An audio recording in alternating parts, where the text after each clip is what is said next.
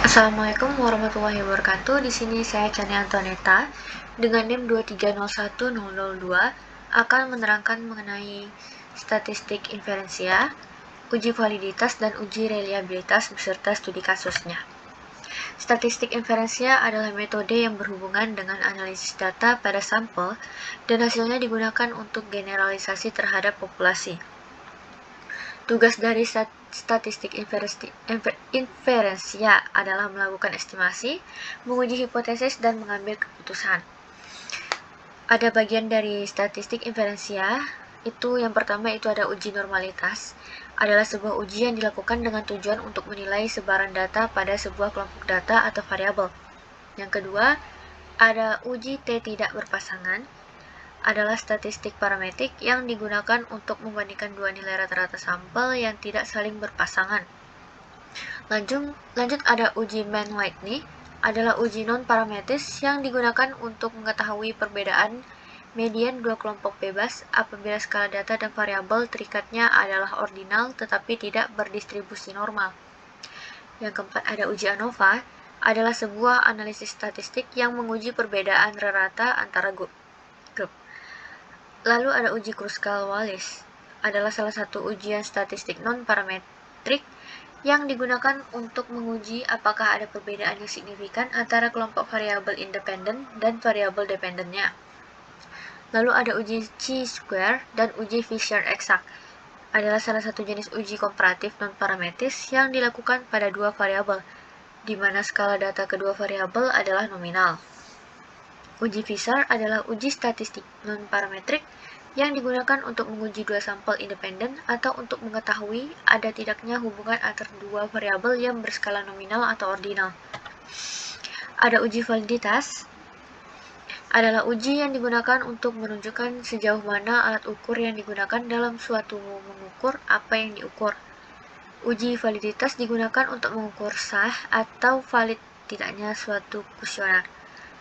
Ada uji reliabilitas, adalah sejauh mana hasil pengukuran dengan menggunakan objek yang sama akan menghasilkan data yang sama atau untuk mengetahui konsistensi alat ukur, apakah alat pengukuran digunakan dapat diandalkan dan tetap konsisten jika pengukuran tersebut diulang.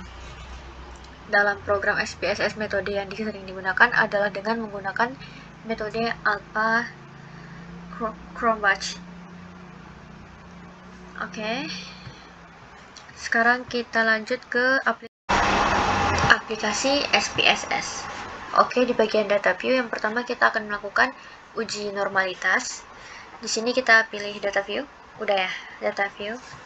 Dan di Excel udah ada datanya, kita copy aja.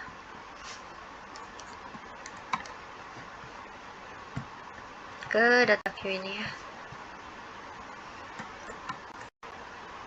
Nah, kalau udah,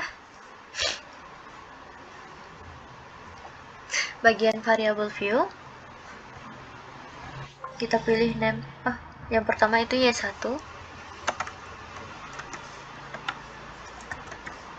Tipenya tetap ya, desimalnya 0. Misalnya kita buat scale. Terus kita pilih analis. Lalu pilih deskriptif. Nih. Ambil explore. Y1-nya kita pindahkan ke dependent. Y2-nya juga sama. Oke.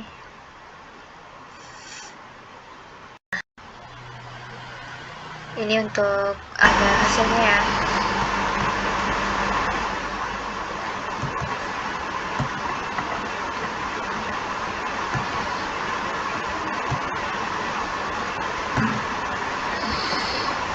Next, kita lakukan uji T tidak berpasangan. Pilih analis, ambil yang compare means, dan ambil paired sample t-test. Untuk Y1-nya kita pindahkan, yang keduanya juga kita pindahkan.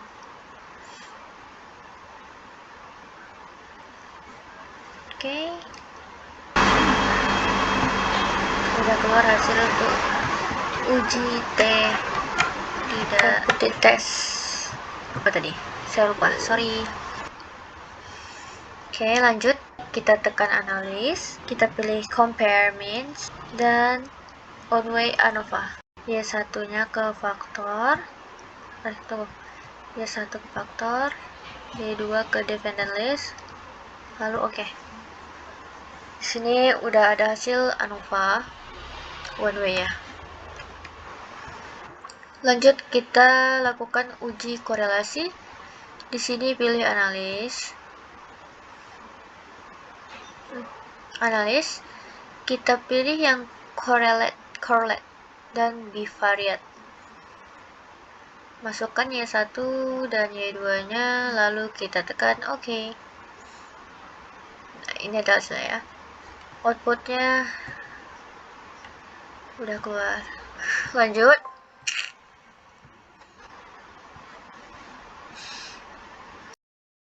Oke, sekarang kita akan lanjut ke uji validitas. Di sini saya ada datanya, kita copy dulu.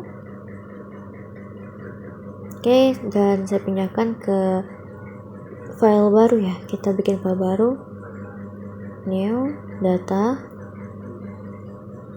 Oke, kita buat di data view. Kita paste. Setelah itu kita pergi ke variable view. Kita ganti namanya. Yang pertama itu Y1. Oke, yang kedua Y2, Y3, Y4, dan total. Untuk desimalnya kita ganti semuanya ke 0.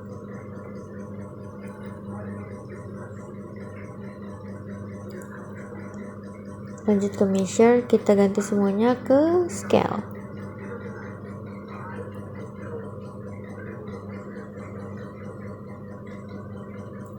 Oke, next kita pergi ke analis.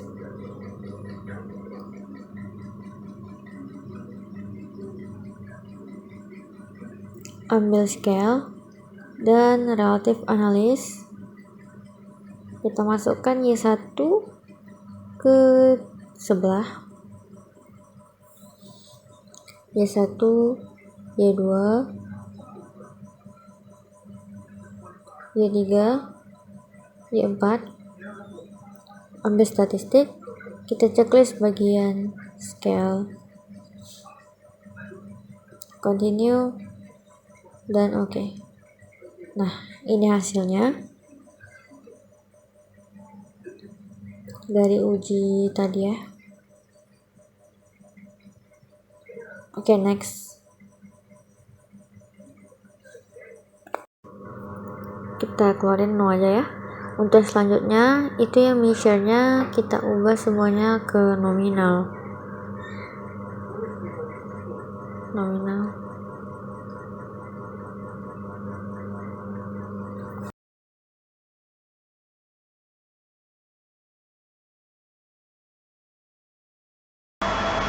Kita lakukan yang terakhir itu uji reliabilitas. Untuk ini kita ganti ke nominal semuanya.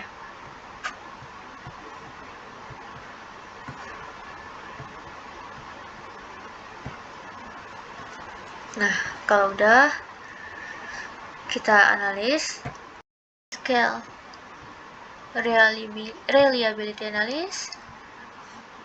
Untuk statistik scale-nya kita matiin. Dah, ini adalah hasilnya. Hasil dari uji reliability. Sekian yang dapat saya sampaikan. Assalamualaikum warahmatullahi wabarakatuh.